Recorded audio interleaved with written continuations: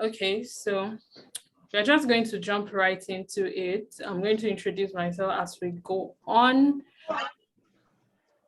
but I am, so glad to have everyone here. But first of all, can I even see the chats?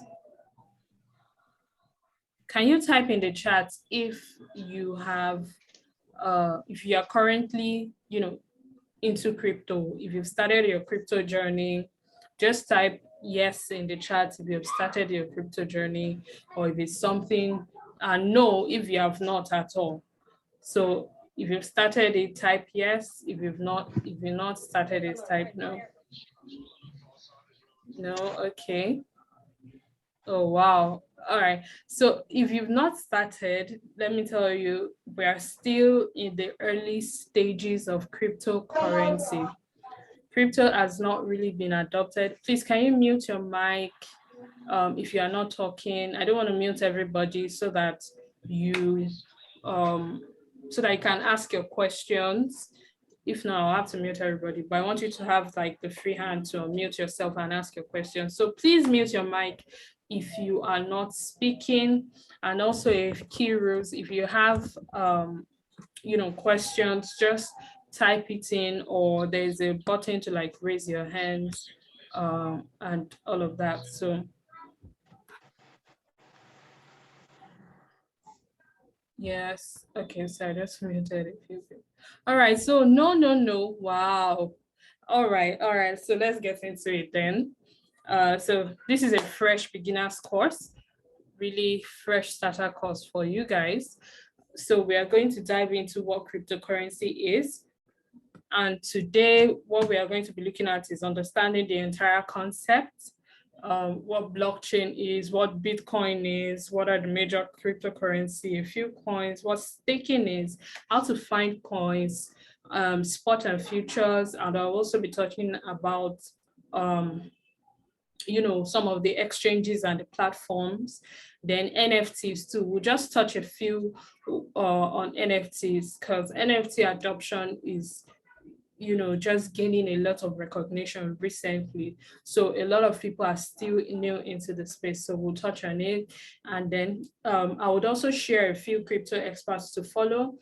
For those people that know me, you know that I'm a Forex girl. Like I trade in the Forex market, but I invest in the cryptocurrency market too. So I mainly day trade in the Forex market. So if you need like people to follow, I'm going to share most of the people that I've followed that has helped me with everything. Just please mute your mic if you're just joining in. Thank you so much. Mute your mic if you're just joining in. I feel like there should be a place to pin this. All right, so who am I? Some of you are just meeting me for the first time, and if you're watching this on the replay, my name is Bolu Dennis. I am, first of all, a personal development strategist. And what that means is that I help people to develop their mindset in terms of believing in and activating who they really are in order to fulfill their God-given purpose. Because I truly believe that we're all created here for a specific purpose and with intention. We just have to do things to get in line with it. And we have to align ourselves with God, what God has for us. Nobody came on earth just wondering about. Everybody came here and they were created with intention. When someone creates something specifically for something, like the iPhone, when Steve Jobs was creating it, he needed something that was outside of BlackBerry or outside of the Android, different iOS and all of that. And he achieved that purpose. We were all created with intention. So I help my students to achieve personal development, personal growth. I give them strategies that are like viable to help them to grow, because I know that it is not easy. Having gone through a lot of personal development myself, I have come up with different strategies that can help people also. So I'm also writing a personal development handbook that is going to be, on our website when we officially start rolling out all the courses and everything that we have with Knowledge for Skills. And also the full personal development course. But what I do right now is just take one-on-one people and take them on like a 10-week journey of personal development in reading books, helping them to like listen to their goals and helping them achieve their goals. And I am also a trader. I trade in the Forex market. I day trade. That's what I do for a living, basically. I trade in Forex market. I've been trading in the Forex market for a few years now. Most of you know my story. Like when I started, I lost a lot of money because I was introduced to it. I actually heard on radio about it, and I attended the event, and I got swayed into all the things that they did. But I saw that it was a network marketing thing, and I put in a lot of money into it, and I lost all of that. After that, I didn't want to hear anything for. I didn't want to hear I didn't want to hear nothing like that. But I feel like God kind of rerouted me back to it because it aligns with what he has called me to do. I mean, now that he has blessed me with the gifts to be able to see the markets for what they are, I'm able to impact other people to see it, because the Forex market has a turnover every single day of over $5.5 trillion. And that's enough money to go around. Oh, sorry. I am, tell me you are a Nigerian without telling me you are a Nigerian. So my journey is going to come on very soon. I apologize. And guess what, you guys? Today, my ring light broke. I actually did a video with it. So when I was supposed to, start preparing for this class, my ring light broke. And okay. So the light is back, but I don't think you can see me. Can you see me? Okay. Nope. It's a blue light. Okay, I'll be back.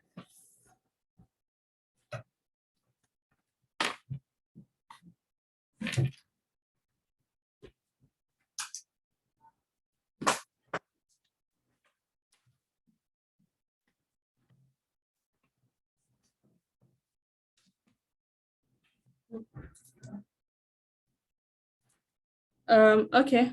All right, is it better now? Okay, so let's go on. All right, let me turn on the video again. Yeah, so that story of my ring light, I'll share it on my status and my story because it was so funny. I was just laughing like just before my this class. But anyways, so I trade in the Forex markets every day, and I just started like analyzing the market for people every Saturday. I feel like there's enough money to go around, and even if you are not in my VIP group to get the accurate entries, you can actually see what I'm analyzing and take trades based off of that. I mean, just last week, we got like the least pips we get is like 200 pips per week, and that is like a lot. I also have a Forex course coming up. Then I'm a crypto investor. I day trade Forex, but I invest in crypto, and you would know why as we go ahead in the course, and also stock markets. Then I'm also an educator, and that's what I'm doing. I educate people to trade in these markets also, because at least one person in a family should be a trader. I feel like the internet has provided us with so much opportunities that we need to take advantage of it.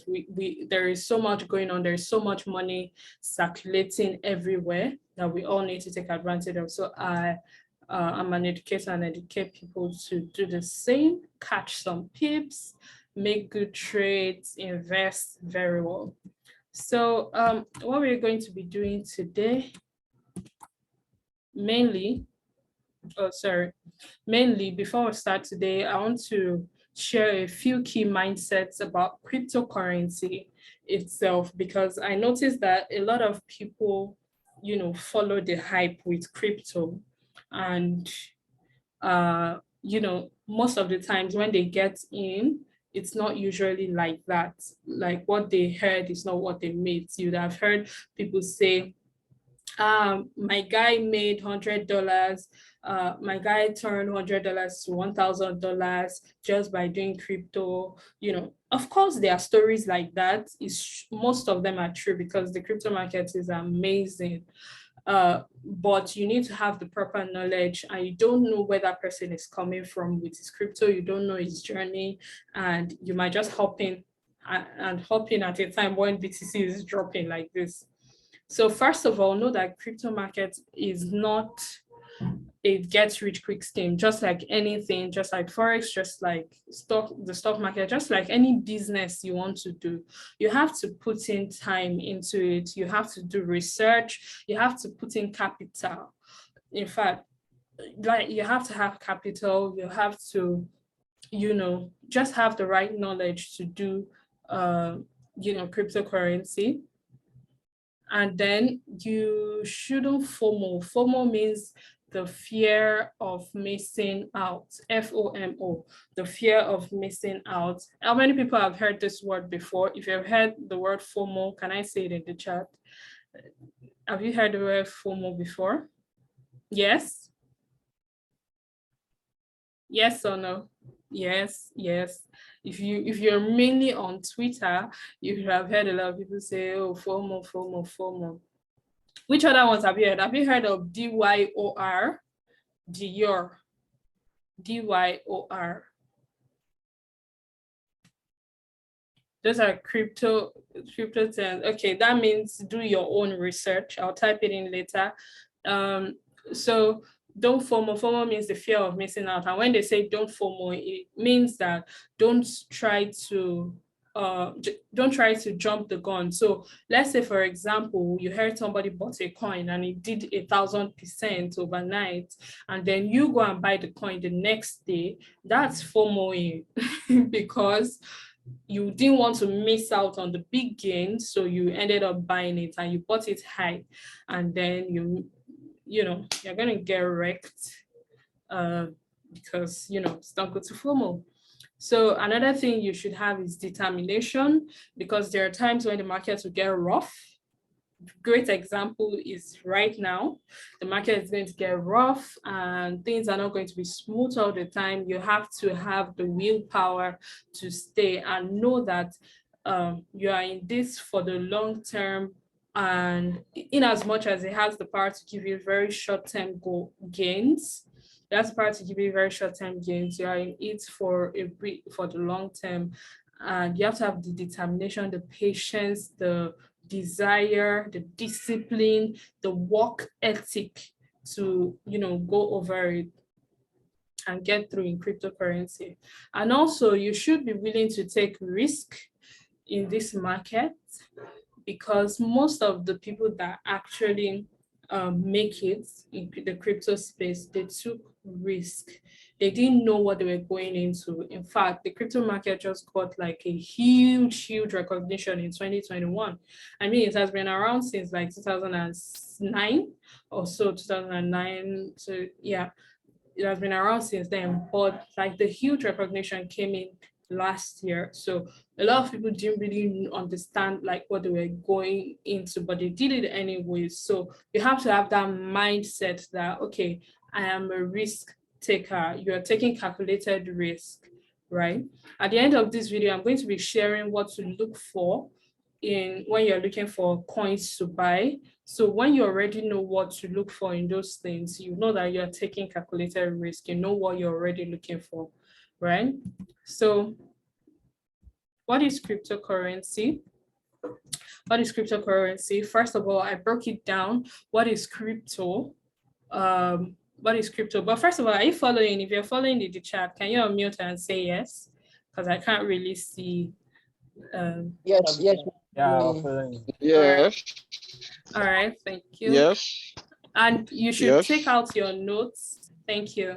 You should have a journal that you're jotting down anything that you catch. If you have like an aha moment or something like that, or you just want to write things down. I usually tell my students to have jotters because it is very important to have your journals. You go back to them to read them. I have like countless numbers of jotters. So yeah, do that. And also, if you have questions, to write them down. So at the end of the class, I'll be able to take them, or I can pause at the end of like a piece to ask you if you have questions. So crypto means encrypt. That word crypto, before even joining it with currency, it means encrypt.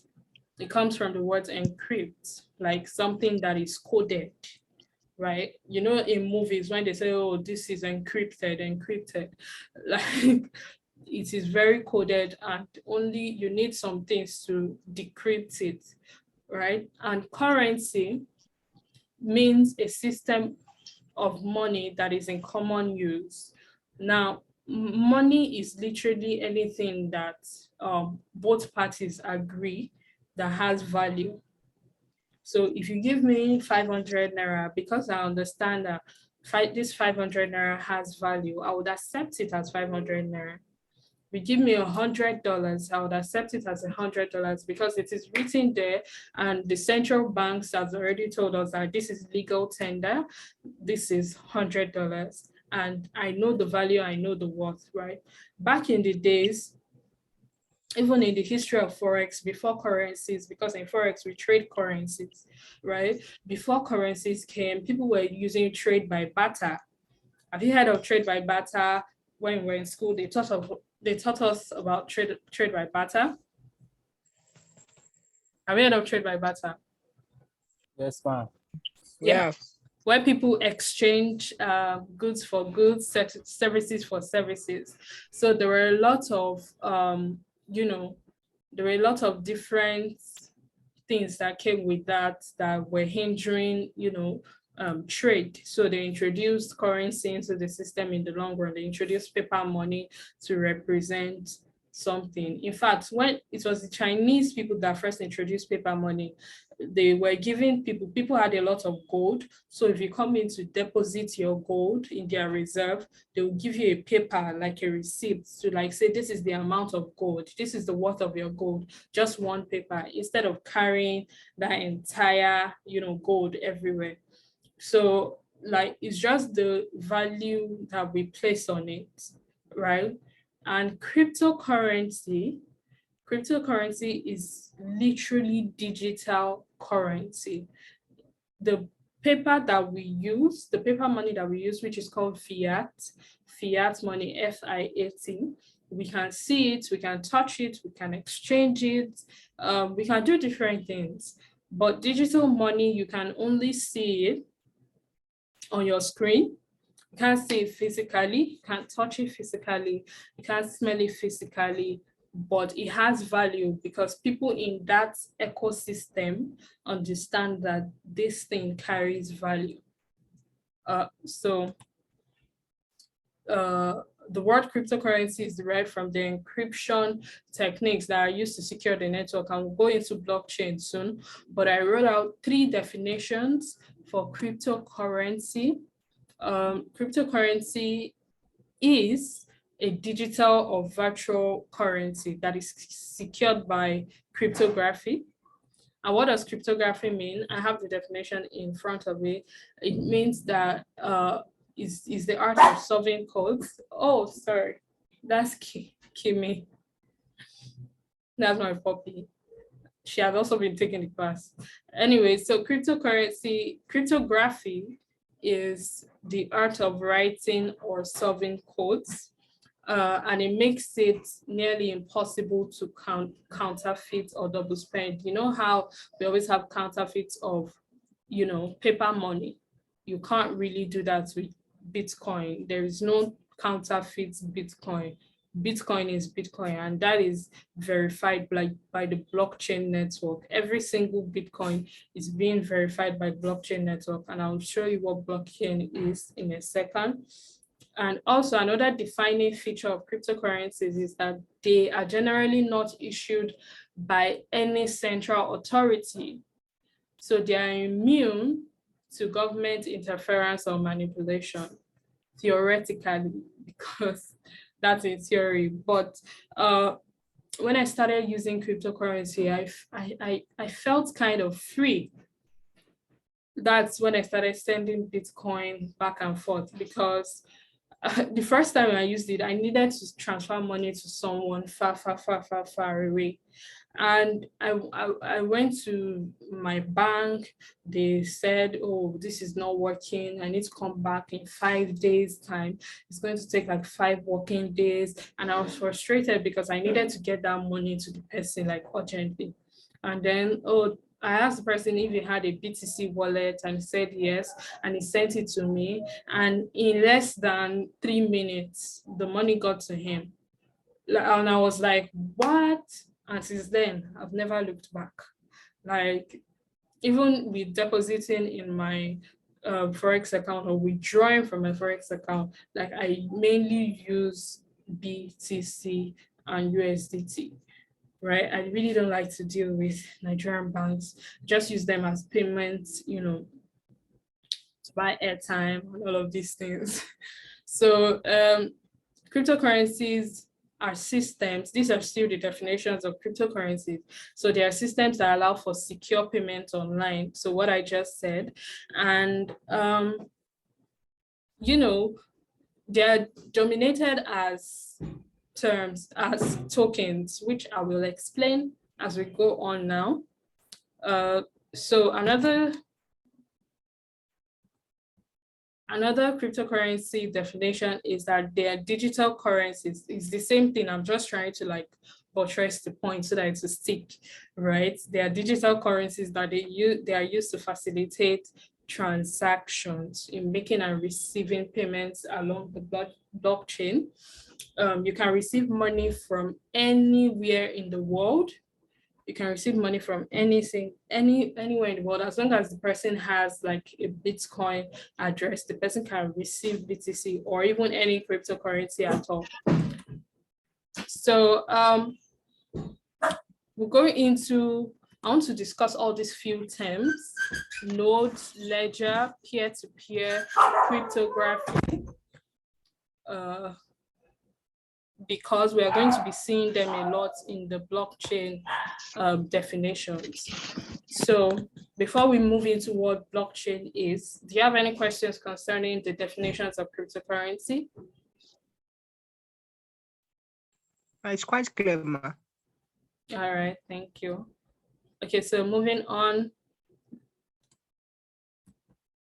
Okay, so nodes, ledger, peer-to-peer, cryptography.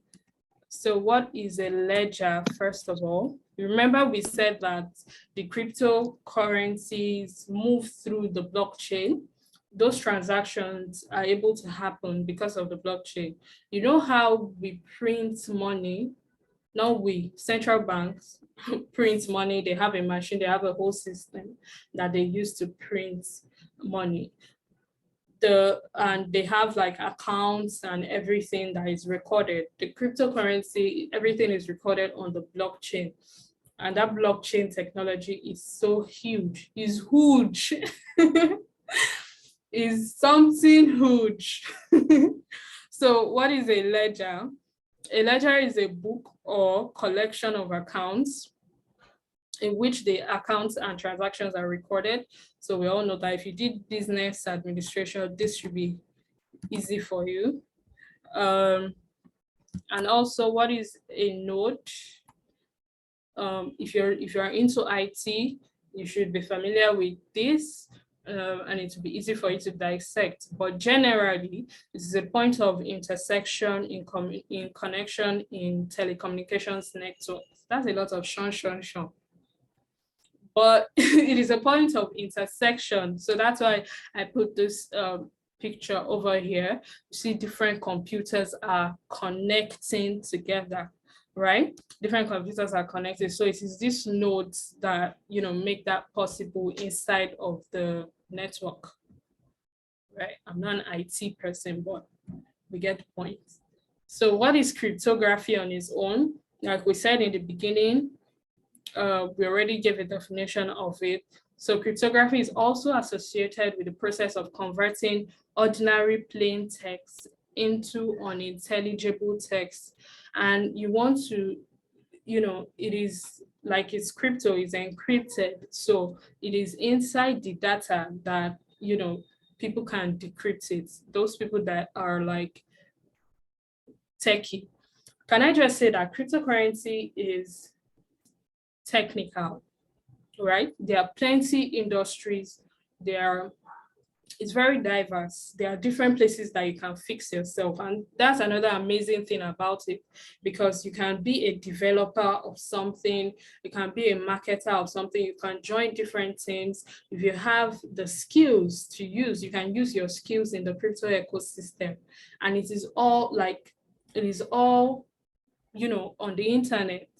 Just you and your laptop and good internet, and you're good to go. So cryptography is a method of storing and transmitting data in a particular form, right? And this not only protects the data from theft or alteration, but it can also be used as user authentication. So all of these things are what is inside the blockchain that makes it move. And peer-to-peer means like, people are connecting, different people are connecting inside of the system. You can also hear P2P, and I'll touch on that later on. So what is blockchain itself? Blockchain is a type of database, right? So like I said in the beginning, every single transaction in crypto is on the blockchain. Every single transaction, all the BTC have sent, every single one is on the blockchain. And a database is a collection of information that is stored electronically on a computer system. So, database is information. So all the information about cryptocurrency is on the blockchain. And the blockchain is the digital platform behind Bitcoin and other cryptocurrencies. So what is backing them is the blockchain. What are they built on is the blockchain. So another thing to take note of it, I have like 3 more slides of blockchain, so we'll get it. Is a record keeping technology behind the Bitcoin network. And the blockchain is very innovative. It's a very innovative technology because people are now using it a lot to, renovate like the medical aspect. We are seeing the metaverse coming in, even with NFTs and all of that. Everything is possible because of this blockchain. You remember when the internet first came? A lot of people didn't believe it in 1999, 1998. Then people didn't believe it, but here we are. You can't do like 50% of what you want to do without the internet today. And that's why people say cryptocurrency, blockchain is the future of technology. So you see that we are still early, but it's great for us to get into it now. The best time to get in is now, right? So I also have it here that it has the potential to change the way that we pay for goods and services, and all of that. So what is blockchain again? At the most basic, it is the list of transactions that anyone can view and verify.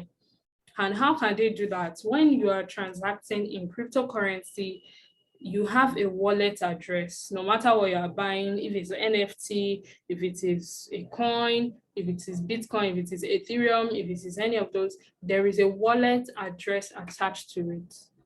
There's a wallet address attached to it, and that wallet address is attached to you. You got it from somewhere, which is one of the exchanges. So if it is on the blockchain, if you make a transaction, it would appear on the blockchain, and that's your wallet address. So a lot of it verifies all the transactions that happen, right? So just to reiterate the second one, just to make it clearer, it is a digital ledger of cryptocurrency transactions, and it is resistant to hacks or cyber attacks. The only things that gets hacked are exchanges. And you know what exchanges are in a bit, like your Binance, like your KuCoin, and all of those things. Those are the ones that get hacked. But the blockchain itself is resistant to it. Still on what blockchain is, you get the vibes, right? I just needed to because a lot of people get confused about blockchain and all of that. So it is this blockchain that makes it possible, the blockchain network that makes it possible for us to do transactions. So this is how it works. So first of all, a user requests for transactions, and then a block representing that transaction is created. So this is that's why it's blockchain. There are a series of blocks that are chained. So the block is broadcasted to all nodes of the network. Remember, we talked about nodes, and then all the nodes verify the block in the transaction, and then the block is added to the other blocks, and the transaction gets verified and executed. So in the space of 3 minutes, this is what is happening. This is what is happening. And immediately this number 5 happens, it is already stored automatically in the blockchain. It's just how the technology works. So no matter the crypto you are sending, even if it's Tron, even if it is USDT, even if it is BTC, Dogecoin, all of those things, Solana, they're all registered in the blockchain network. So cryptocurrencies like Bitcoin, Ethereum are powered by the blockchain technology. The Bitcoin, for example, the Bitcoin blockchain, for example, contains a record of every time someone sent or received Bitcoin. I hope that is clear. So, yeah. So now, each crypto coin, especially the first ones that came in, they all have their blockchain. So Bitcoin operates and functions on the Bitcoin blockchain. Ether operates and functions on the Ethereum blockchain. So we know this as BTC, then ETH, on the Ethereum blockchain, which is one of the leading blockchains that is leading NFTs right now. Neo operates on the Neo blockchain, Sol operates on the Solana blockchain. And what this means is that they created like a place so that people can, develop other tokens under their blockchain. So whatever is happening with their ecosystem would affect the other tokens. And yeah. So what are one of the advantages of like getting into cryptocurrency? And what is the hype about? So I put this picture here so that we can see the possibilities of what you can do. I know most of us have heard of it, but the goal is to have like, freedom with your money, invest your money and get high returns on your money. If you invested in some of these cryptocurrencies when they came out, you would have gotten as much as 16,000% or even 1,000%. This is within the space of like a year, 1 year.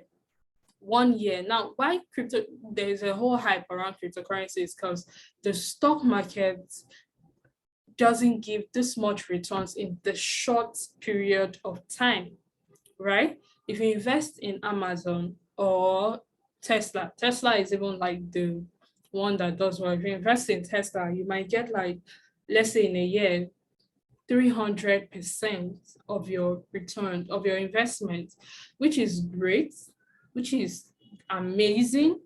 But cryptocurrency, you can get over 1,000 in a year.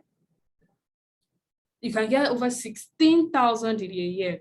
Now, this is Sand. The name of this token is Sand. Now, there are plenty cryptocurrencies, plenty tokens that have been created since Bitcoin. And, a lot of them have been doing well. So this is sand here, and it did 16,265.37% in the past year. If you put $100 in this when it first came out, you would have gotten a 1.6 million. $1.6 million in the space of a year. That's if you held from inception till now. And even AXS is one that was amazing. I saw this coin when it was just $2. No, 2 cents. 2 cents, and I left it at $10. But now is at it's currently over $100, but as at this report, it was at $96 before 2021 ended. So the power of cryptocurrency is that it can give you high returns within the short period of time. It has a lot of room for growth.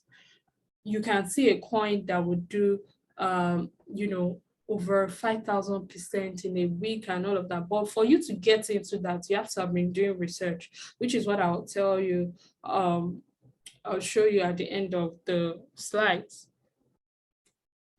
So what is Bitcoin? And what's the hype about Bitcoin? Bitcoin is a digital currency that was created in January 2009. And it follows the idea set in a white paper. We'll talk about white paper in a minute. By the mysterious Satoshi Nakamoto.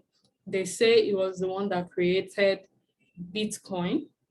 And Bitcoin offers the promise of lower transaction fees than traditional online payments, unlike, government-issued currencies. So you can see like Bitcoin is trying to replace how we transact with our funds.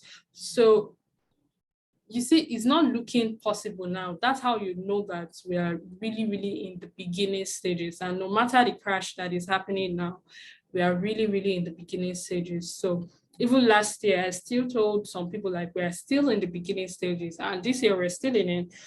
But after this dip, let me just tell you, after this dip, we are going to the moon. And I'll be one of the people that will get there with Bitcoin.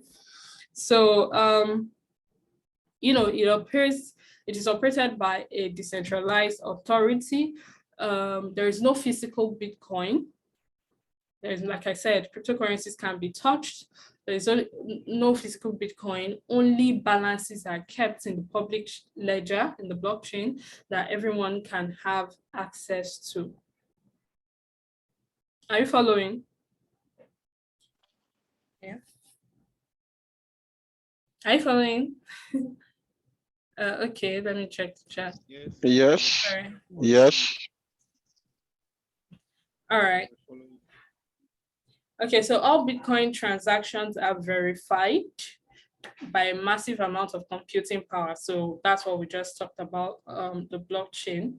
So Bitcoin is not issued or backed by any banks or governments or individuals or anything like that.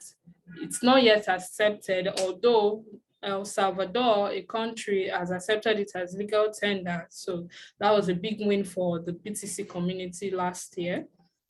But, a lot of countries still need to adopt it. And if USA adopts it, US like to be like the boss of everyone. But if they adopt it, it's going to really, really change the game. Nigerian government have not adopted it. Instead, they banned it. And just like Twitter, hopefully they'll turn around and see it. So Bitcoin is commonly abbreviated as BTC. And it's being abbreviated as BTC is called tickers. In the stock market, you abbreviate the names of the companies. So you can put them in 4 letters or 3 letters, and they form the tickers for that company so that, it's in short form and people can transact easily. So like Ethereum now is ETH and all of that. So we also have what is called altcoins. Now, every other coin apart from Bitcoin is called an altcoin, every single other coin. And the leader of the altcoin gang is Ethereum. So Ethereum is leader of altcoins, and altcoins are cryptocurrencies other than Bitcoin. They share characteristics with Bitcoin, but they are also different from them in other ways. Though each has tested various levels of success, like the picture that I showed you of 16,000 growth, none have managed to gain the popularity akin to Bitcoin. Bitcoin is at 56. Oh, sorry. Bitcoin reached $68,000. No coin has reached that. I think one coin was at $50,000, and one was at $33,000 or so.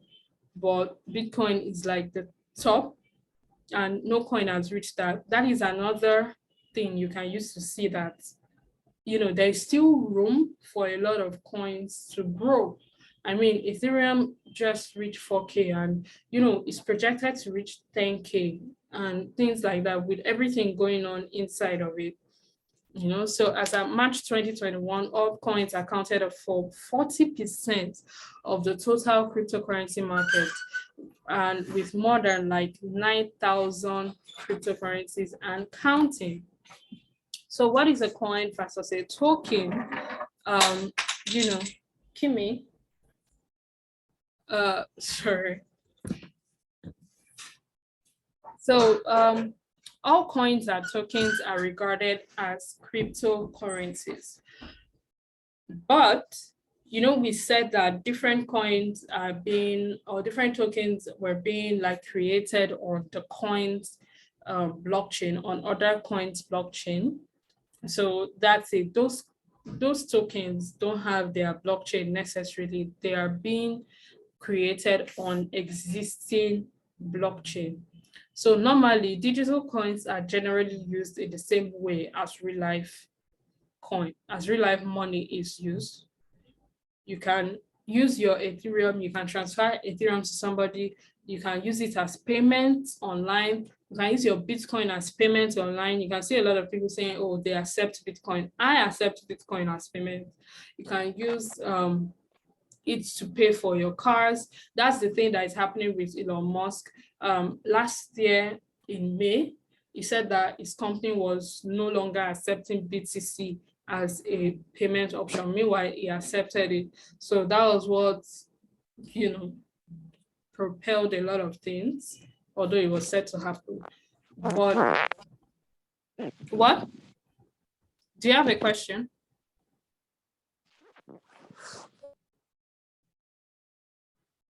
Hello? Okay. Can I go on? All right. So Bitcoin, can be used as a mode of payment, but tokens are necessarily not used as a way to like make payments. Instead, they are used inside of that blockchain that they are being created, that they were created from.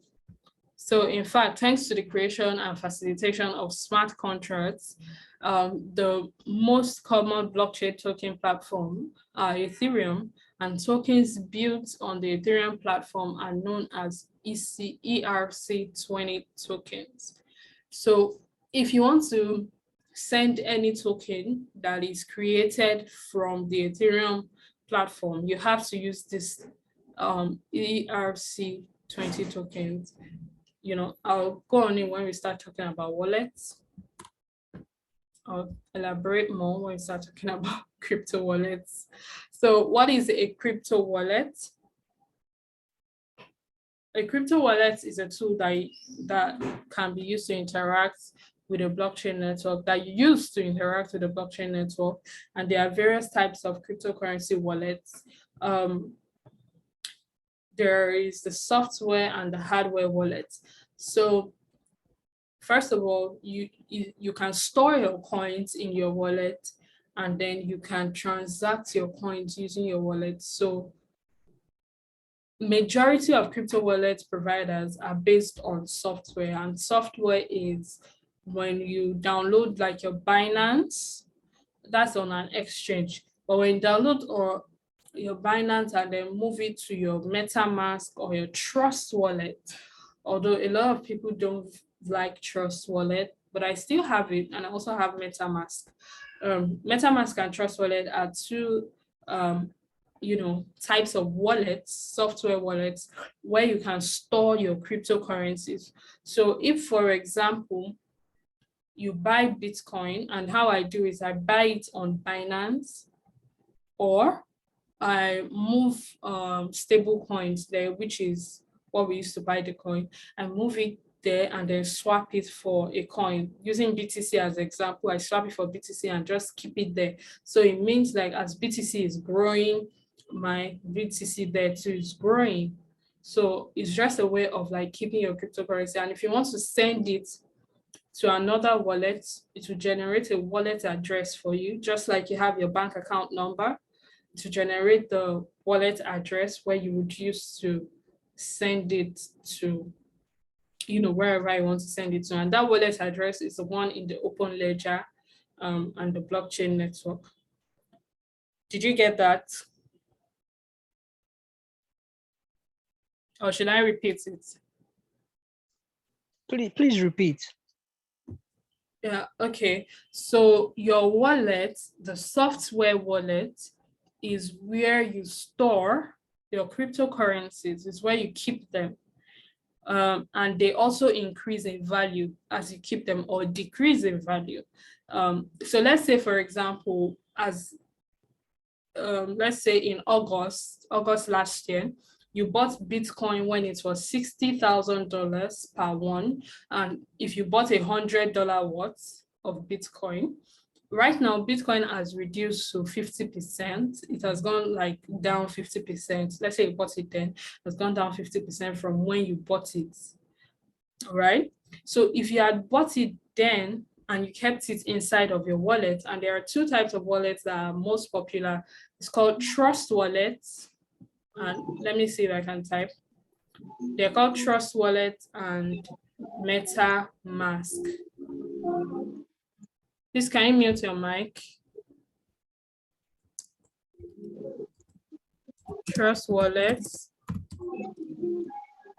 and MetaMask.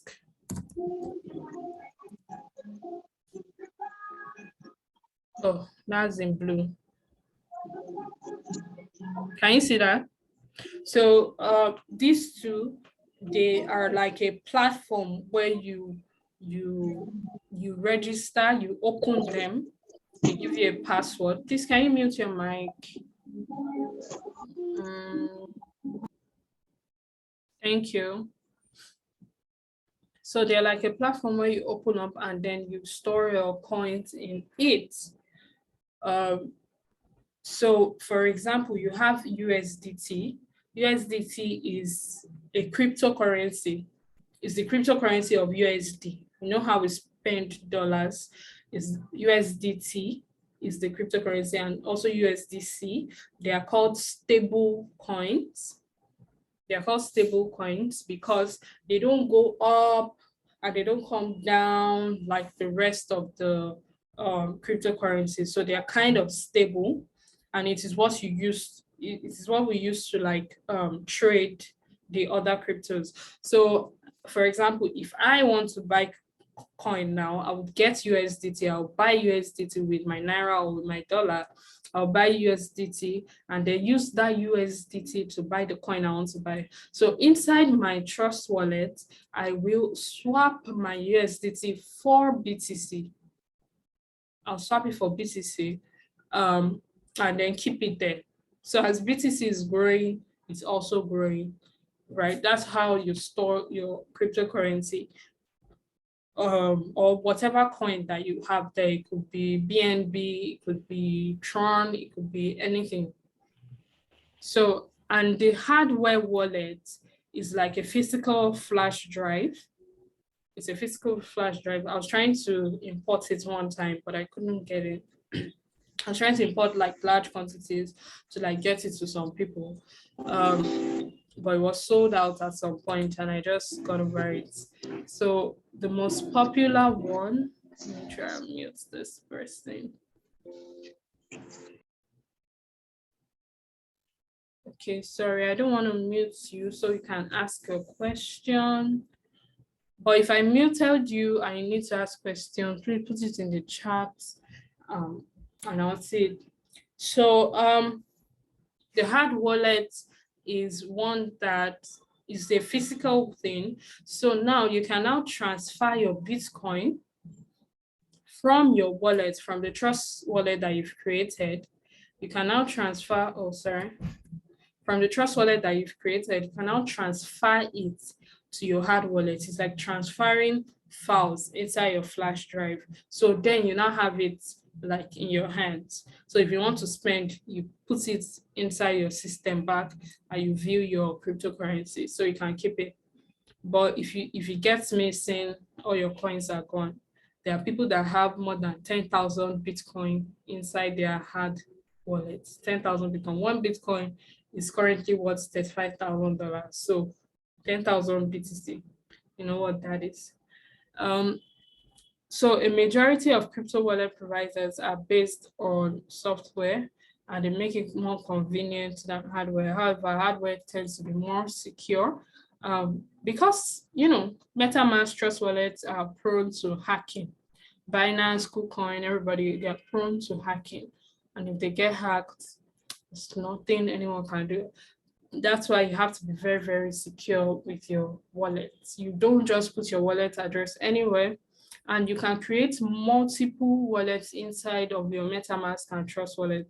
I personally have up to like 6. I have one where it is that address I put everywhere. I have one for savings. I have one for different ones. So where nobody knows that address, right? So it's there. I've not put it anywhere. I've not authorized it to do anything. So you have to be very careful with your wallet addresses. So, okay, let me delete this.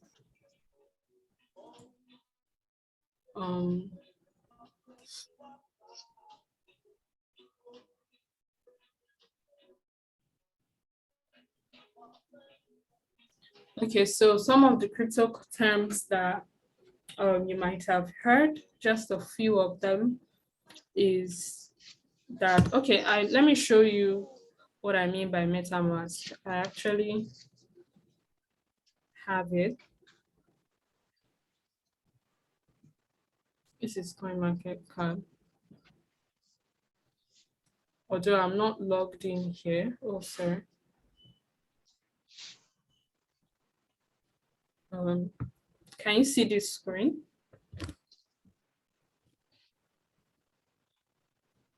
Yes, we can. Okay, so this is MetaMask. You can actually download it. I don't have it downloaded here. I actually have it on a particular device that I don't take anywhere. So you can explore it, buy, store, send, swap tokens, and it keeps it for you. And explore the blockchain and all of that. So once you register it, it even has like an introduction thing for you. So once you register it, you can, they would give you a seed phrase. There's something called seed phrase, SEED, then phrase. They are like 10 words. That's your password for life. If you misplace that, you won't be able to enter into your wallet again. You'll be able to get into it and you'll be able to access your funds. And if anybody has access to your seed phrase, they can have access to all your coins. So if you're storing cryptocurrency there, you should watch out for that and be careful with that. So moving on, then this is CoinMarketCap. CoinMarketCap is the website, popular website that people go to check, for crypto coins. When we get to where how to search for gem coins, we would bring it in here. We'll come back here. Hi, Bolu, you are breaking. Hello, Bolu. Hello. You are breaking. Yes, you are breaking. Oh, okay. Let me check. I think it's better now. Is it better now? Yes, it is. Okay. What's the time? I think my network does like this at this particular time. Okay, but quickly. Mining, we have a few more minutes, but mining means, it's a process of creating a new Bitcoin by solving, computational puzzles. Now, I know a lot of people would have gotten, some links that mine BTC here, mine BTC there, but if you see where they are mining BTC, you will know like it takes a lot of things to mine BTC actually. It takes a lot of things to mine BTC, and it's not just, just one thing. You can't just do it on your phone. They have miners that are mining BTC, and they have a number of BTC that they want to mine. But the only thing I'm mining right now is Pi. So mining is literally a process of creating new coins. And what is white paper? White paper is a document that shows, that outlines all of the problem of the project that the project is looking to solve. So it is very important that any coin that you are looking to get into, you read their white paper, right? So it is very detailed. That's why we talked about that. Bitcoin has its own white paper, and it's actually on Google. If you Google BTC white paper, you will see there all of the problems that BTC wants to solve. They put it in there. So what does an ICO mean? An ICO in crypto trading means initial coin offering. And I know I didn't mention this earlier, but this is actually one of the ways people make money in cryptocurrencies is by joining the ICO. So it is the first issue to the public. It's the first issue to the public, and it is often accompanied by a white paper describing the technology behind it. So the investing audience determine the value. So when you get into an ICO of a coin, you are buying, at like the cheapest price before it gets like out there. In the stock markets, it's called IPO, when a company wants to do their IPO and all of that. So when you get into the ICO of the coin, there are people that have already bought like before. So let's say, for example, a coin is going to list for $10, but there are people that have bought it for $4. So when it lists for $10, you've already made like ×2 of the initial capital that you put into it. And if it keeps going up, makes $15, you are earning more, right? So also burn, I didn't put this here, but burn, when they say they are burning a coin, it means they are reducing the number of coins in circulation, which is great, is good fundamentally for the coins. They are reducing the supply of the coin, because when there is a lot of supply, the currency, the coin goes down. Everything works with demand and supply and demand of each currency. So normally, generally, when supply exceeds demand, it's coming down, the price of it is coming down. And when demand exceeds supply, then it's going to increase in value. So quickly, what is yield farming and staking? They are both similar. Staking involves when investors lock up their coins so that they can randomly be selected by the protocol and specific intervals to create a block. Okay, I'm coming. So usually participants stake higher or larger amount. Participants that stake a higher or larger amount have a chance of being chosen as the next block validator. So basically, these two, farming and staking, they are a way for you to use the coin that you have to earn more of that coin. So BTC, for example, if BTC is staking, which it is not, or let me use BNB, which is the Binance coin. if they are staking BNB, you can actually stake it and use it to earn more BNB in the long run. So you lock it up for a while and earn more BNB, you know, a few BNBs in the long run, instead of it sitting idle in your wallet. So you can actually earn more with that if that's what you choose to do. You are an independent investor and you can do whatever you want with your capital and your portfolio. So do we have any questions so far?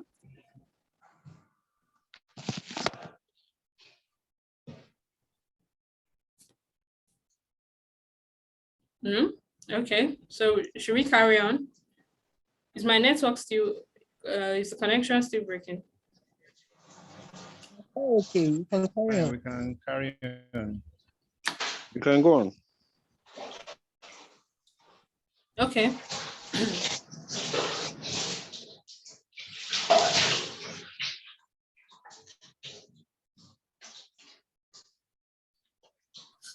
Oh, sorry. Please mute your mic. I don't think.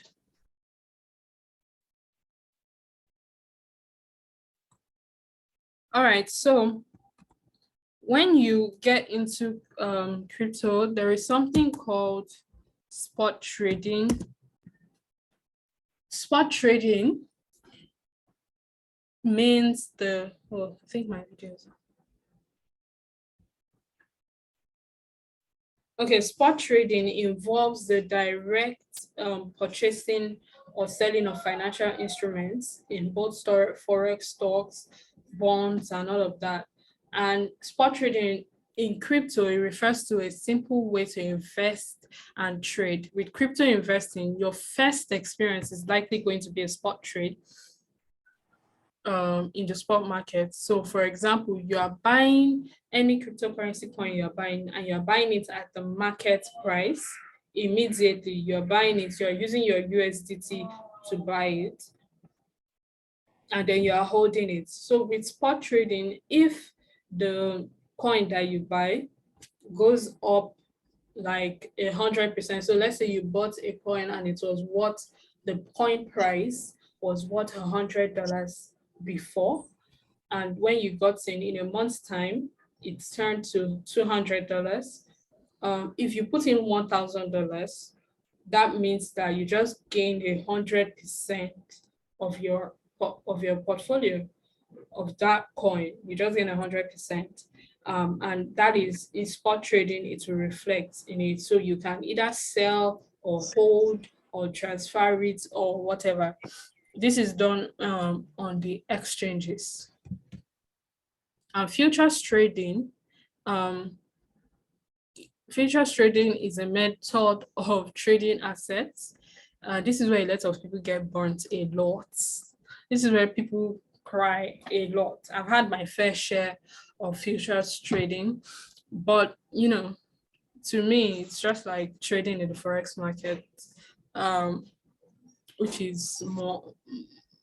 How many people watch Squid Game? Who even didn't watch Squid Game? If you didn't watch Squid Game, that means you can really work with peer pressure. How many people watch Squid Game? And if you did, do you know there was a guy there that was trading futures? But how many people watch Squid Game? Nobody. I did.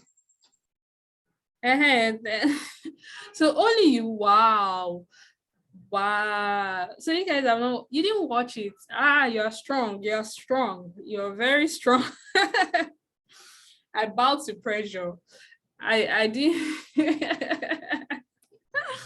Yeah, I know, right? I don't really watch movies, but when the hype is much, I go to watch it. My sister is a movie person, so she tells me you have to watch this one. This is one you should watch. You know, I watched Squid Game and I finished it in one night. Like, I was so engrossed. So the point I wanted to take there is there was a guy there that one of his debts was he was trading in the futures market, and you know, it's very, very easy. That futures market was trading is like the serious futures markets, not even the one we are doing in crypto. Like, it's very huge, and there's a potential to gain a lot, and there's a potential to lose a lot. So that's what it was doing, and that was how it landed in over like a lot of millions of debts. So with futures trading, it's like you are, borrowing money to trade. So if you have $100, you'll be trading as if you have $50,000 in the account. So the trades are going to be counting that way, and you can earn more faster, or you can lose more faster. So it's very, very risky. And let me go to Binance real quick. Again, I'm not logged in here. Sorry, I know a lot of you like dark mode. Can actually do that. So this is Binance.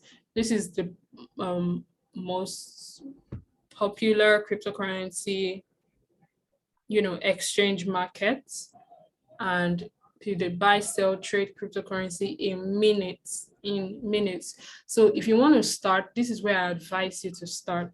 I know a lot of Nigerian platforms have theirs, and I am all for buy Naira, grow Naira, sell Naira, that.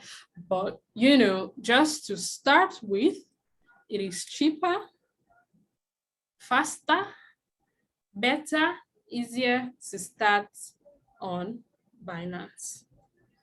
So you want to register with them, and you see they say get started with as little as 500 Naira. That is $1, but I think it's supposed to be $10 because you can't place a spot trade. The lowest amount you can place a spot trade with is $10. So you can actually start trading with $10. Yes, you can do that. I know someone that flipped their $10 to $100 with just buying and selling, cryptocurrency. We were in a good space then, not now. So there is also KuCoin. Binance was the leading cryptocurrency, right? But there is also KuCoin that I use majorly. I majorly use KuCoin. More than I use Binance. I kind of moved like 70% of my portfolio away from Binance. Why did I move it here? The reason is what they wrote here. Find the next crypto gem coin. KuCoin has a, can you hear me? Yes, I can hear you. Oh, okay. Let me, sorry. I don't think you knew you were on this thing. So KuCoin has a lot of coins that have not been listed on Binance that have like a potential to like do like 100, 500% before even getting to Binance. Some might not even make it to Binance, but they don't like they are 300, 500% here on KuCoin. And it was like it's more distinct for me. So I mostly use KuCoin. In fact, Binance is like I don't really use it. I use it 30%. I use KuCoin. I use FTX more than I use it. FTX because it had some coins that I wanted to buy. So with crypto, you might need to have more than one exchange. So I had to like create space on my devices to like download all of this, all of these exchanges, because there are times where, sorry, I'm trying to find something. Okay, got it. There are times where sorry, just trying to respond to a text. Okay, so there are times where you would be looking for a particular coin and it's not on Binance, it's not on KuCoin, it's not on FTX. You have to look for the exchange that it is on. So we have different exchanges. We have, oh yes, it's been recorded. and yeah, it will be posted on YouTube. I think that's much better. So you guys can just easily have access to it. Yep. So you can have it on different places. So the list of let me quickly list out some exchanges. You can write them down and go and download them. Just register on them with your email. So we have the first on Binance. This is where you start, and I mostly use this for P2P. Like this is where it's very important to me actually. This is where I use for P2P because as a Nigerian living in Nigeria, they will not give us light. They still ban crypto again. So I mostly use it to buy and sell my coins on Binance and FTX. Is this the correct spelling? Yeah, something like this. Then we have Hotbit. Hotbit 2 has what it's doing. So each one has what they are doing for me. Oh, then we have Gateway. Gate.io.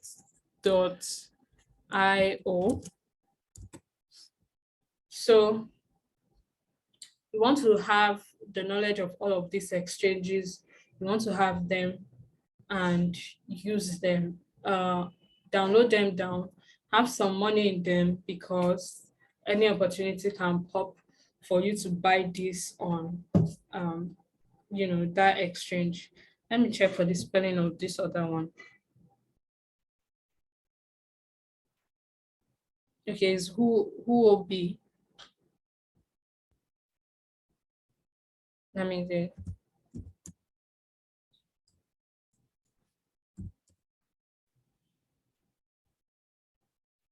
Will be instead. So you also want to take note of them. Have you written them down? So let's move on to the exchanges we're looking at. So yeah, I don't know why this is not opening. Yeah, that's not opening. So let's go back to our slide. Now we are finally at how to find gem coins. So first of all, let's go to steps to,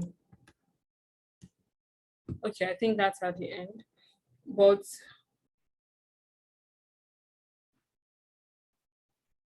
let me type it out for you because I missed that. So quickly, steps to start your cryptocurrency as a beginner, because I asked in the beginning, a majority of people said no,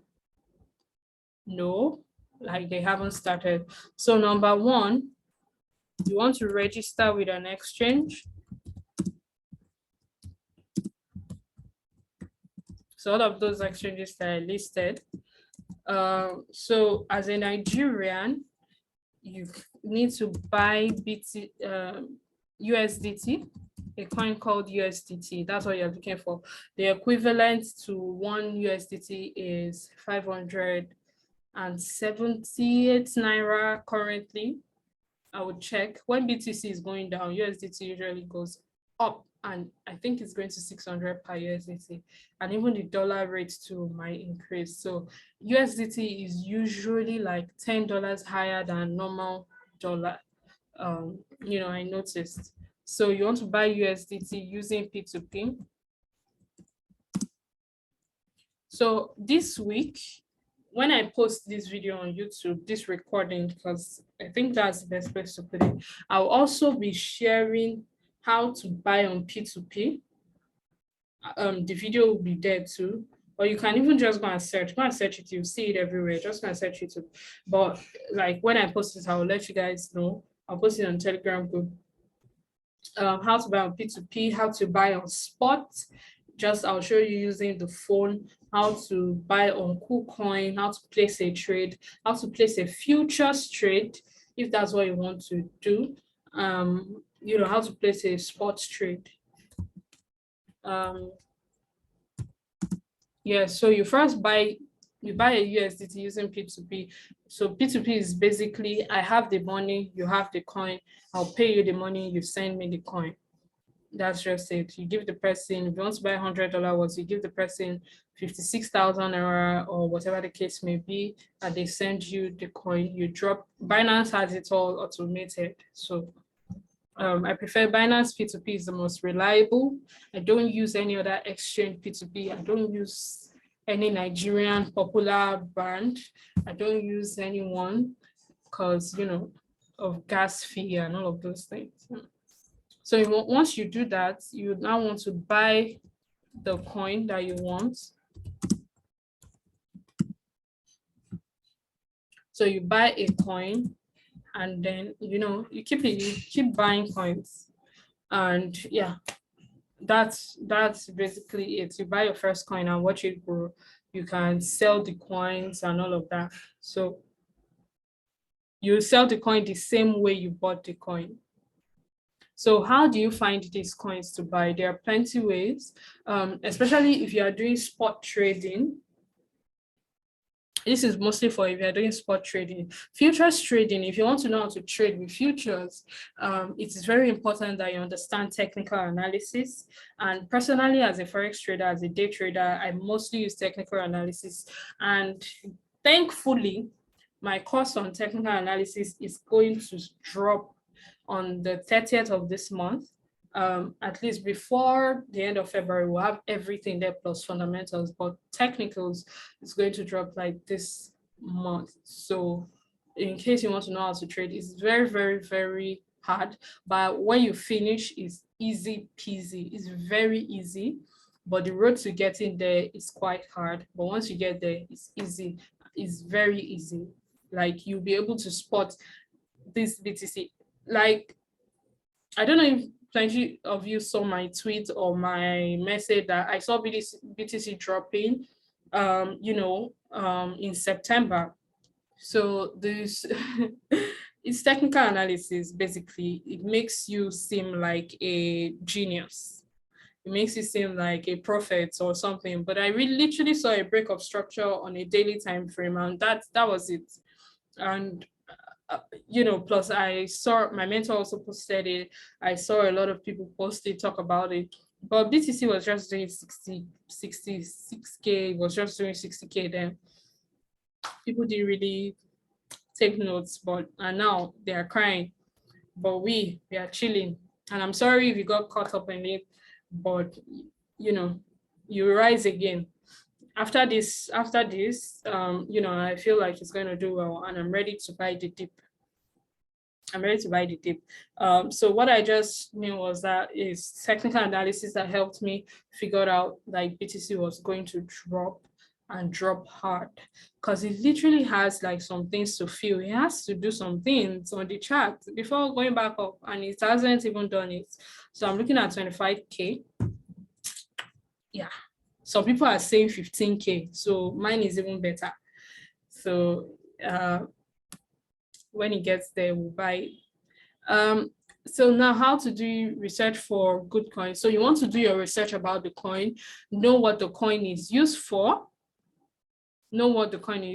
Every single coin that you buy has a use case, has something that is used for. So Dogecoin now, who knows about Dogecoin?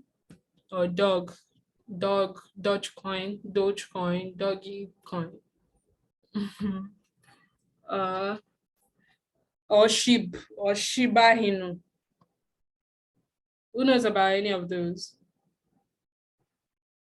Those are actually, they started off as shit coins, what we call shit coins, and they're not totally bad. Can you hear me?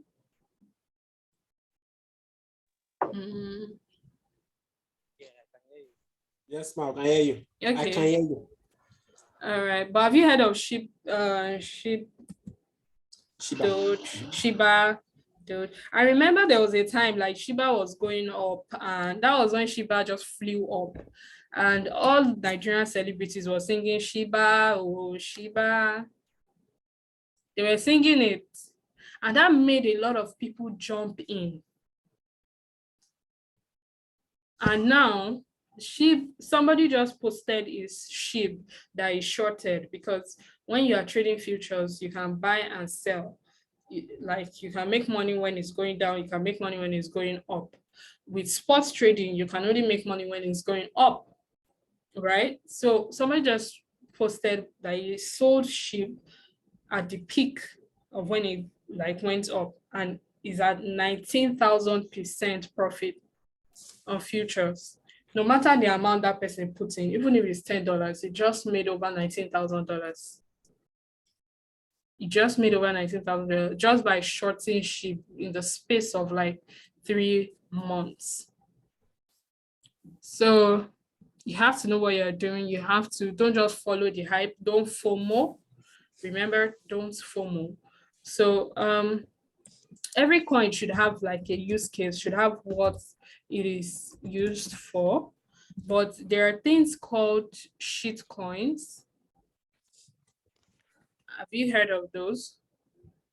Shit coins. Who heard about shit coins? Yes, I've heard about shitcoin. Yeah, did you buy any? No, I bought Wakando, but I didn't buy shitcoin. You bought what? Wakando coin. Is it not a shit coin? No. No. Oh, okay. Anyways, I also bought shit coins. In fact, if you got in early with shit coins, the thing with shit coins is that they are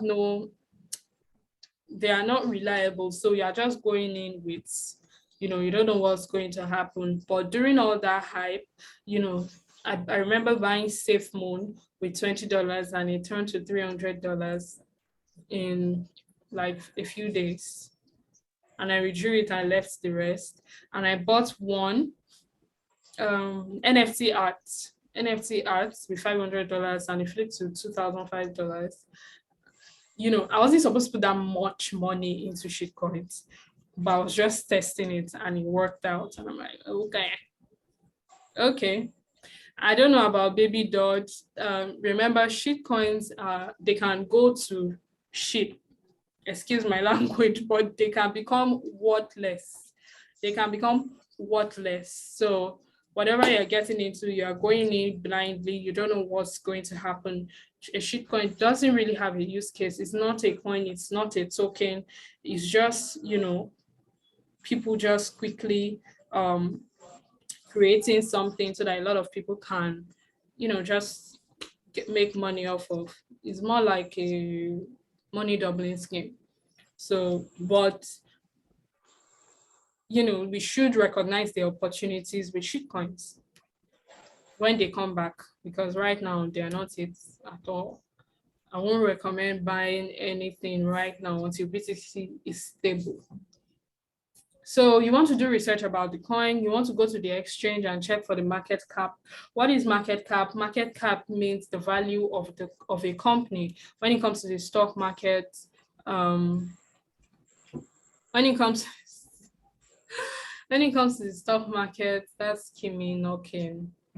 Like literally, she's like, what am I doing here? So when it comes to the stock market cap, I'm coming, I'll answer your question. Market cap means the value of the company, the value that the company holds. So if, for example, a company's share price is $10 and they have over 100,000 worth of shares in circulation, then it means the value of the company is 10 times 100,000. That is like $1 million. So the company is worth $1 million. So same thing with crypto coins. You want to check for the market cap. Now, the thing about market capitalization is that it helps you to determine the level of growth that the company has attained or will attain, right? So if the market cap is like a lot, a whole lot, it means the coin has done a lot, but there might not necessarily be room for extra explosive growth. Do you understand? So it might just be growing gradually and gradually and gradually. So you want to look for coins that they have solid market cap, but at the same time, there is room for growth, right? So in the stock market, any company with over like $10 trillion is a large market cap. Any company with below $900 billion is a medium market cap, and any country below $100 billion is like a small market cap. Those numbers I'll confirm, but just know like the lower the market cap, the more riskier the company because they are not worth much. So I'll go for a medium-term market cap, coin. And how to know a market cap? You can go to Coin Market Cap. You can go to Coin Market Cap and then just right there, Coin Market Cap has, all the market capitalization of all the coins. You can read about any single coin you want to do, any single coin you want to buy, even the baby Doge that somebody, or baby dog that somebody spoke about, you can read about it. So for example, now we have BTC at 34,000. The market cap of BTC is what? 600 billion per day in the last 24 hours. In the last 24, is this billion or trillion? Okay, this billion. Okay, this billion. BTC hit 1 trillion market cap, but now it has come down because of the price. So the last 24 hours, this is the trading volume, the circulating supply. So you can see all of this information when you want to buy a coin. And you can check here, you can check another place called CoinGecko. You can check different places for information. It will give you everything you need to know about it. And if you click on any coin, it will tell you like the what the coin is used for. Just scroll down, like see, this is BNB price. It's 356, blah blah blah blah blah. Launched in July 2017. Binance is the biggest.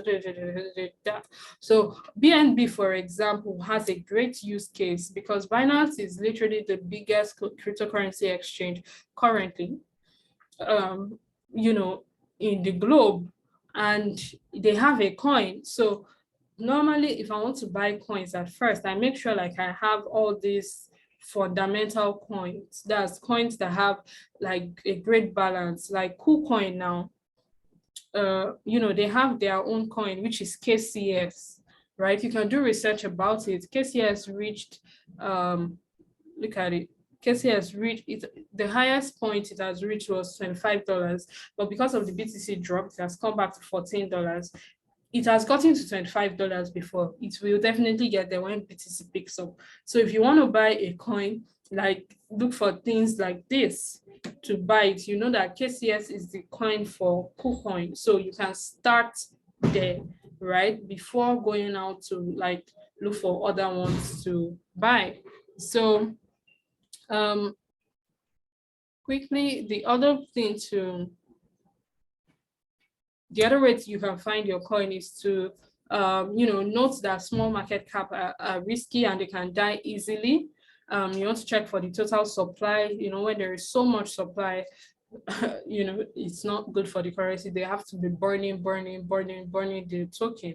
So like SafeMoon now, they have a lot of work to do because there's so much safe money in circulation. Like one person owns like 1 billion SafeMoon, and that's not how it works. So they have to keep burning tokens. But note when they burn these tokens, they don't affect the market price. Yeah.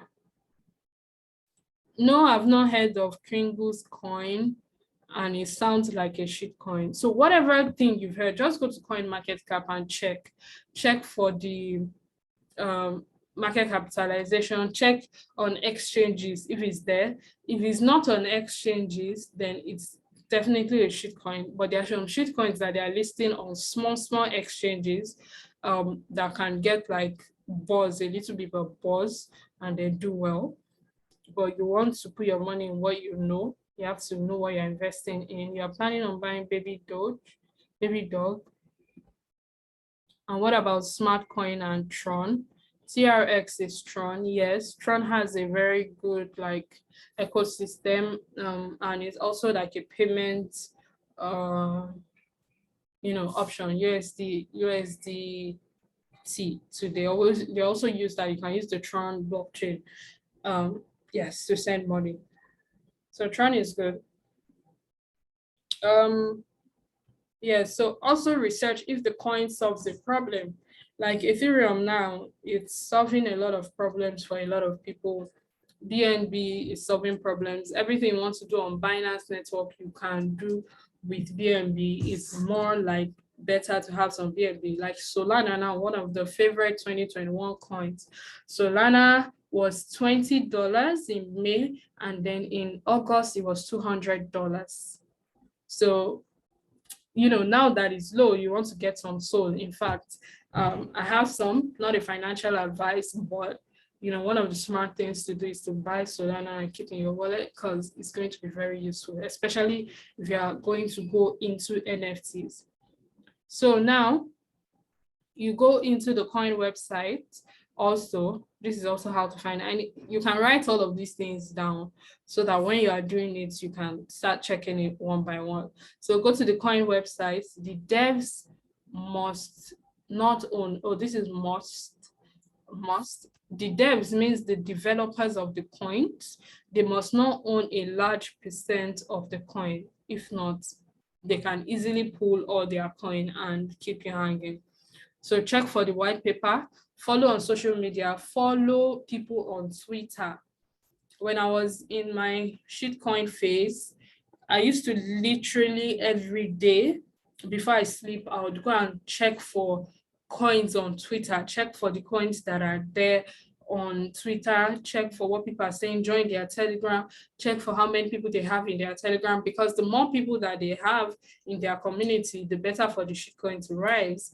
Although I would say my success rate then was like 70%, the 30%, never really came up. But that's the thing with crypto, you should be willing to accept risk. Like we said in the beginning, yes, I am mining Pi. I'm mining Pi. Should I send the link to the general group, or I've sent it to the crypto group, so I can do that.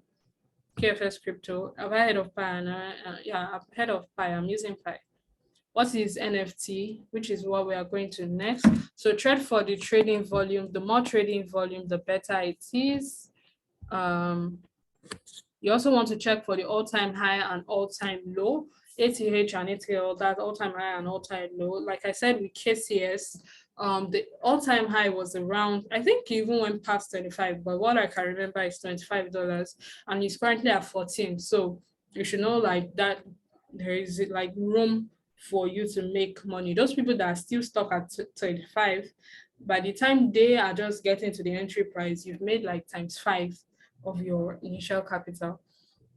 Yeah, but the last dip, it fell from 10 to like 4. So check for the all-time low too. Then also check Reddit. Reddit is a platform that is really good if you are into cryptocurrency, NFTs. You want to see what people are saying. It's a social media platform like Twitter, but it's like an entire space on its own.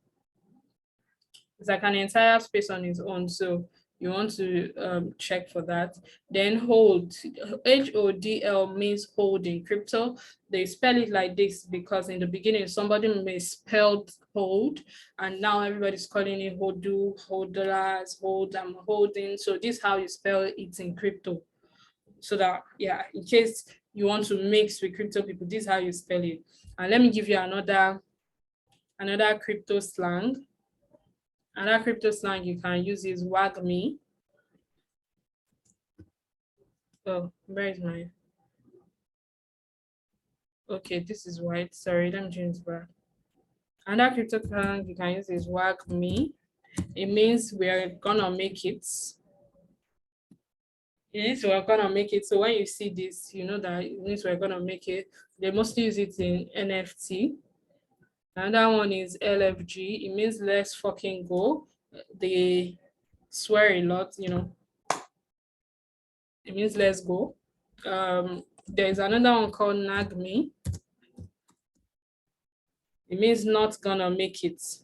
Not gonna make it. So if you went to sell your bag or you bought a wrong thing, not gonna make it.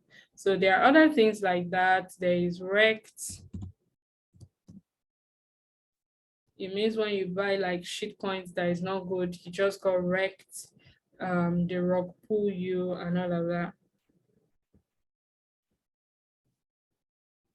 Okay, someone is asking, some coins are showing stake while some are showing share or swap. I want to know the difference. On what platform? On what platform are they showing that?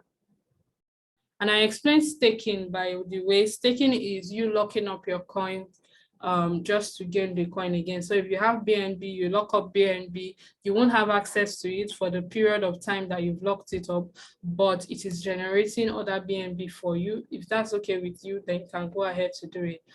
Once Binance is very straightforward and it has its academy. Once you do it, they'll show you how to like go about it. So, but basically that's the whole idea of staking. You lock up your coins, use it to earn other coins. It's another way of holding. When you withdraw it, if you lock it up now at $300, because Binance is 300 and something dollars, once you withdraw it from the staking place and Binance is at $600, it's still worth $600 for you. So still okay. Showing on Trust Wallets. Yeah, you can swap on Trust Wallets. You can swap on Trust Wallet. You can stake on Trust Wallets. That's what do you want to stake? It depends on what you want to stake, but I think they offer all of that. But don't share. I've not seen share. It's just send, receive, stake, swap. You can swap one coin for another and Trust Wallet, but make sure you're swapping USDT for it so that the gas fee you are paying is not too much. There's something called gas fee. For those that don't know, gas fee is the transaction fee that they charge. So it depends on the coin itself. Ethereum has the most highest gas fee charges in history. You can want to buy something for like $100 and the gas fee is like $150. Is that crazy? So airdrops, quickly, airdrops is just free tokens, right? Free tokens that people that own these coins usually always give to holders of their coins. So why do they do this? They do it to create awareness. They do it to reward their loyal customers, to create a wider distribution for the tokens, to make more people know more about their tokens and all of that. So I would send the link to someone you should follow is into airdrops. Like is the airdrop king in Nigeria. Is the person that I've seen that does a lot of airdrops that actually worth something. But mind you, I'll send his link to the group just tonight and tomorrow, then I'll delete it away. That's his name, CBI, but I'll send the link to his Telegram channel also. Is very, very his airdrops are, if airdrop is something you want to do, you should definitely check him out.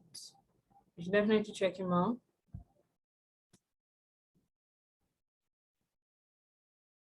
Then, oh, sorry, where are we? We're almost through. So airdrops are basically, they are free. You drop your wallet address somewhere and then they give you the tokens for free. You drop your wallet address. That's why I said that I have a wallet for airdrops, because it's not all airdrops are there. So how do you know the gas fee for every coin? It's going to show once you are initiating the transaction to show the amount before you initiate it. Before you initiate it, to show it and tell you like that's what it's worth. That's the gas fee. Normally, when the normal gas fee for BTC is $30, we are transferring any amount of BTC, even if you are transferring 15 on Binance though, even if you are transferring 15,000 BTC or 1 BTC, it's $30. So you need to be aware of that. So quickly, what are NFTs? NFT became very popular, especially last year. They came into recognition in 2017, but became very popular. So it's a whole broad topic and it requires like a lot of research, but it's very easy, really. Almost nobody knows why they are buying, like they don't know what their NFT is going to hold, but they are buying it anyway. So NFT means non-fungible token. Every single token or coins that we've talked about this night, they are fungible tokens. As you can, they have like, they can be duplicated. They can be not duplicated like printing fake money or something like that. No, with BTC, you can mine different BTCs. We have different numbers of BTCs that can be mined. You can mine one BTC, you can mine another BTC. If you see one BTC on your screen and see another one, they are both BTC. So for example, if I hold 100 Naira and I hold another 100 Naira, they are both 100 Naira. They have the same value, right? So those are fungible tokens, but NFTs is only one, one original art or whatever the NFT is, one original thing. And I'm sure you have seen something like this. Who has seen something like this on Twitter, on Instagram, on Telegram? They will not let us hear what. Who has seen something like this? Yeah, I've seen something like this. Yes. On people's DPs, and you're like, what is what is this? And sometimes it doesn't make sense, but some of these things are worth like $100,000, $500,000. It depends. So the concept is that, you know how in the olden days, or even recently, a lot of rich people or people like to collect art. Like people go to, I'm not an arty person, like I don't see art. I like very soon when I buy my yacht, and I'm like chilling with the big boys, when I reach my $1 billion goal, and maybe I can appreciate art more. But there are a lot of people that have like a love for art and they see art and they collect art. So, they buy original art. And the general example is the Mona Lisa art. The Mona Lisa, the popular Mona Lisa art, there are only a few original, artwork of that thing, but there are a lot of people that are selling the fake, that some people are even selling it in traffic, they're selling it, but only a few people can say they hold the original Mona Lisa piece, right? And that is what NFT is, the digital version of that. So it gives you the opportunity to create your art and put it in an online space where people can see your art and then buy it, right? So now a lot of people have started attaching like use cases, utilities to their NFTs. So if you are holding this NFT, you have so and so benefits. Excuse me. So you have so and so benefits. So there are a lot of people that buy NFTs for different reasons. And there are two types of people in the NFT space. We have the creators and then the collectors. People like me, we are the collectors, and I only have a few NFTs because I really don't have time to like be, buying and selling. But there's definitely an opportunity there. And if you really like, because like I said in the beginning, the crypto industry is wide, you can choose your path, right? Like I said, the airdrop guy is going for airdrop full on. There's another NFT person that will send you his Telegram link. Is so amazing with his, this thing. In fact, if you can pay for his classes to learn NFT, and all of that, do that very well. He drops NFT. In fact, it was one of the first people that made me buy NFT at first. So it is a broad industry, right? The creators are the people that create the art itself. They draw all of these things, they form it in their head, create this art, and then collectors are people that see the art and then pay for what they think is valuable for it. So there are unique cryptographic tokens that exist on the blockchain and cannot be replicated. So the unique thing about NFT is that they can't be replicated. You can say you can take a screenshot or anything, but it's worthless if you take a screenshot because you can't sell it. You can't sell the screenshot. It has to be verified by the blockchain. So it's used to represent real world, art like real estate and all of that.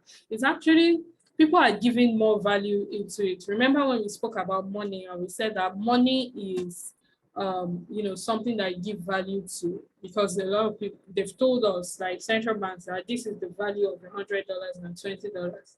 By the way, the same amount of time that I used to produce $20 is the same amount of time that I used to produce $100. So just what's written on it, right? So the NFT marketplace is like coming alive because a lot of people are saying that, okay, is what they see that is valuable that they can buy, right? So for example, Gary V is one of the people that first started saying like NFTs will blow up as far back as 2017 or so. He has been talking about buying digital things, always talking about buying digital things. And that's why, coins like, we're about to finish, and that's why coins like AXS that I showed that this 16,000% like grew because of like, it's one of the coins that are associated with NFTs. So you can actually look for coins that are associated with NFT, with metaverse and all of that. If a coin has NFT use case, then it is actually one of the top reasons to buy the coin. So, I personally don't extremely trade NFT, like buy and sell NFT. I just collect and keep. I don't know the value that it will hold in the future. It might be worthless and it might be worth $1 million. So you should be willing to take the risk. And there are no free NFTs. And even if there is free, you might pay gas fee. So some of the places that they, shared this NFT, the first place that I started was on this OpenSea network. So if you want to get started, you can go on OpenSea, but they deal more with Ethereum. So you have to have Ethereum. You can transfer your Ethereum from your Binance to your OpenSea, but the gas fee on Ethereum is something else. So because of this gas fee, a lot of people moved to Solana. Solana is, a new platform, not new, but like they are, trading NFTs where you get like a few gas fees. So they are using Solana on this platform. So if you want to buy extra coins, you need to have plenty Solana. So let's say you have $1,000 worth of Solana. I think Solana is like $100 right now. And what you want to buy is 1 SOL. So you have like 5 SOL to use. That's 5 Solana to use. And the gas fee might be 0.05 Solana, which is like $10. As compared to the gas fee, the transaction fee of Ethereum. But some people usually trade Ethereum because a lot of big boys are on the OpenSea market, but people are migrating. That's why it's a new space. People are migrating to Solana, right? And you can actually discover a lot of things. And one of the ways you can also find NFTs is just like finding your coins. Go on Twitter. Twitter is very, very important for the NFT space. I think they're even having like an adoption where you can collect your NFT on Twitter or something. So stay abreast with the news. You can research. You have to do a lot of research. You have to be, follow people that know road. So that's why I'm going to be sending 2 links. I'm going to be sending 2 links to the crypto group. So if you are on the crypto community group, can you indicate in the chat? That's a crypto community group where we are chatting, not the normal knowledge for skills Telegram.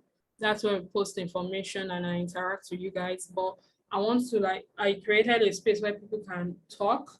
A channel where you can't really talk. So where people can talk and all of that. Okay, so I'll just send the link to the main channel and people will be able to join, and I'll send the link to those guys' channel to our group. Is that okay? So another thing I want to show you guys about NFT is once you started collecting your NFT, or if you want to know the ones to collect, you can go on this platform called Rarity Tools, where you can search for your project. You can search for your project and then search for how rare it is. You can search for a project and search for how rare it is. You can, and the rarer it is, the better for the NFT. So you want to pick up rare, collection. You know how people that collect art. So yeah, that's what you want to do. It will help. But are you on the general Telegram group? Can I send a link here? Are you on the general Telegram group? I can send it there. I can't access the link right now. So I'll send it there. Oh, so how did you get access to here? Well, anyways, okay, so let me type it in the chat to everyone. Let me type their names in the chat. So the guy you should follow is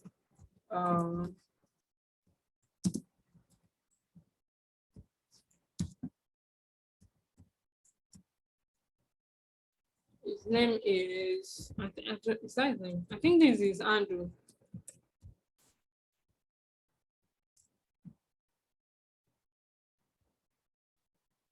I'll type it in the chat. Yeah. And then the other person, I already wrote it the other time.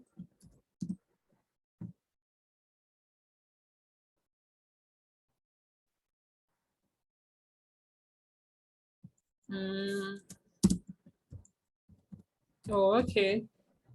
That's so nice. It's nice to meet you, OJ Sam.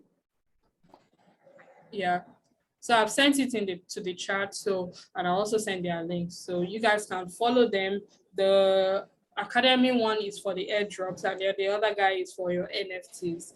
And then, yeah. Then there's another project I'm part of that I will let you guys know soon. It's called AfriDex. When we kick off, we'll let you know. But I'm already part of the initial, I'm part of the first people to be in it. So more information about that later on. It's not my project. I just saw it and then I've been part of that since last year. So if they actually want to build an exchange like Binance, so if it works out, my kids are good and I'm not even born. So yeah, like I was saying with Rarity Tools, you come here and search for the product. Make sure you write this down for when you start collecting your NFTs. So now what you want to do now, you've piqued interest in all of these things. I don't expect you to now start making millions overnight, right? You want to do research, because the power of NFT is that you can actually buy a project because they also do minting. There's something they do that is called minting, right? When you mint an NFT, it means they are just developing the NFT and then they are producing the original copies to people. So let's say, for example, there is 1,000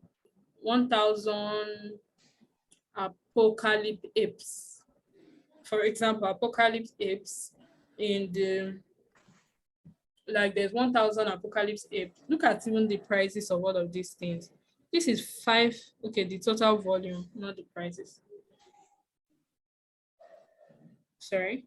1,000 in circulation, and then they call for a minting session, and then 5,000 people come for minting. Of course, everybody is not going to get it.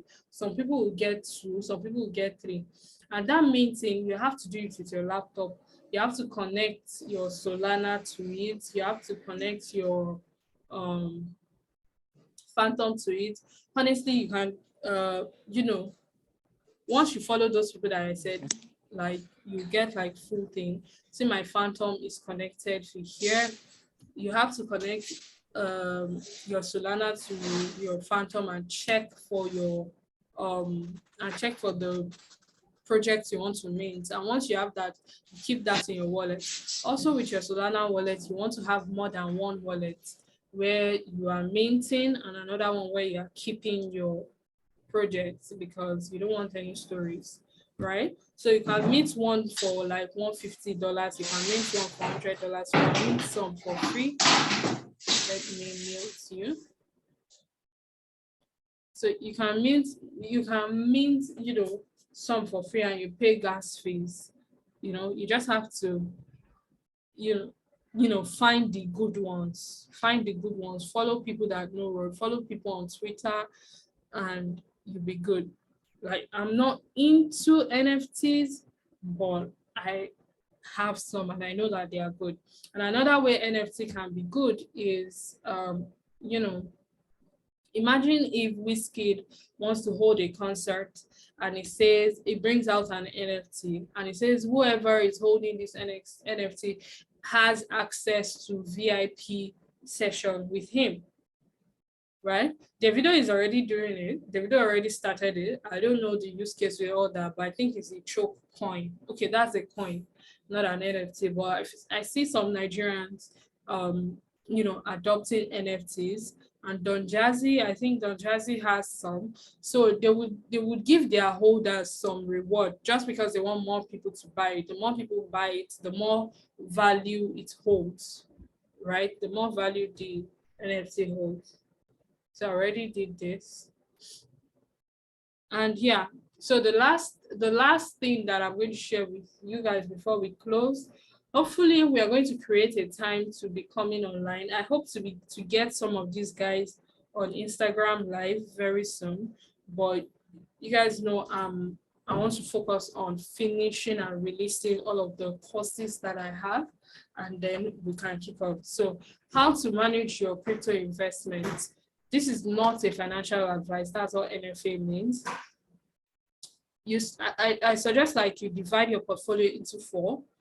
No matter the amount you're starting with, you divide it into 4. You buy some long-term where you don't touch them. I still have some assets that are long-term, regardless of the fact that BTC is falling, right? So you want to keep that long-term. Then keep some for short-term where you buy, sell, buy, sell, buy, sell, buy, sell, take 100, I'm going to say 100 pips, take 100%, take 50%, take 30%, and continue to compound your money. So you can do that for short term. Another thing you can keep for the ICOs, the third one, you can keep for the ICOs and the airdrops. Now the airdrops are free, but there are some you need to pay like 5 cents for gas fee, $1 for gas fee, and all of that. Imagine when Solana first came out as an airdrop. They gave everybody airdrop. So imagine you getting 1,000 Solana, and see your Solana now, you can use it to buy NFTs. That's basically buying your NFTs for free. Like you didn't buy the Solana and you use your Solana to buy your NFTs. So airdrops are pretty great. Then NFTs too, you keep some for NFTs. So you have divided your portfolio. The short-term part too, the number 2, you can use it to trade in the futures markets. That's also short-term, buying and selling and keeping. So yeah, that's it for tonight. Do you have any last questions before we close? The recording of this is going to be posted. I'll see if we post it on YouTube or just the Telegram channel. And have I answered all the questions? The person that asked what is NFT, are you good now?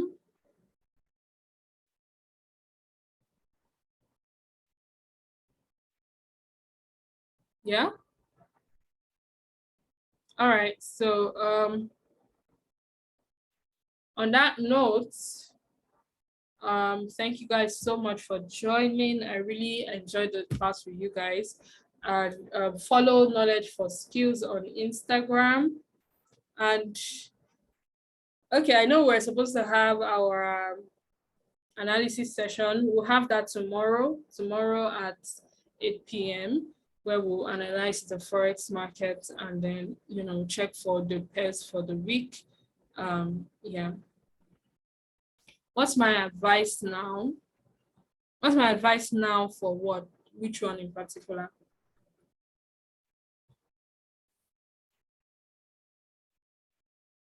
Dan, you're asking a question. Oh, I just gave the 4 steps like you can do for your portfolio. You can buy, like I just gave 4 steps like for you to start, and the steps for you to start to on your Binance. So okay, right now, BTC is currently at 34. I would advise you wait. You wait for the dust to settle. You wait for dust to settle, but when it continues, you follow the trend. Don't be scared to enter, and don't trade with money you can't afford to lose. In fact, you can even start to buy small. Even if it goes to 25,000, if you buy it now, that's like 30% or so. It's not really, you know, that's this thing. So if you can start buying now, and you don't necessarily have to buy crypto. You just look for the tokens, like we said, that are built on those blockchains and buy. They have more room to grow other than buying one that has already grown. Do you understand? So that's why the crypto channel is there. When it's go time, when I have a coin, I would send there. So let me send the link to the crypto channel. So I can't minimize them. I'll send the link to the crypto channel to the main channel so we can have that. You can have that, but it's still KFS crypto channel. You can search for it. It's general. So any other question before we go? Good evening, Bolu. Please check your Telegram. Oh, okay.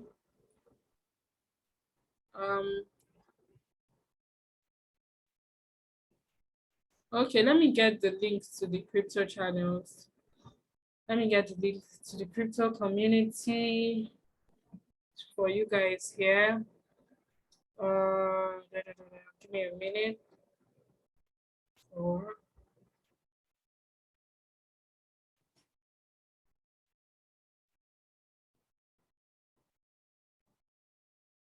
Oh, I think, okay, you know, all those links. You know what? I'm going to send this to the main channel. I think everybody came from the main channel except some people. I'll send them. The main channel is Knowledge for Skills, Telegram Knowledge for Skills. Let me post it. Let me write it in the chat. Hold on.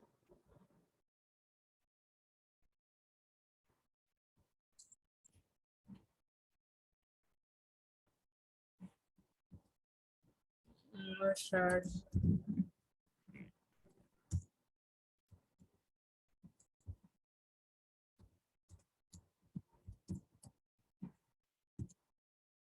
That's the main one. So I'm going to post the crypto one there because I can't seem to get the link here.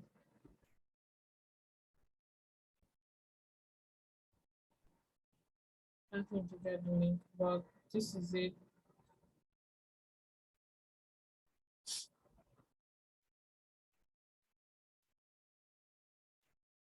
Anyway, so I'll send it to the main thing. So let me stop recording.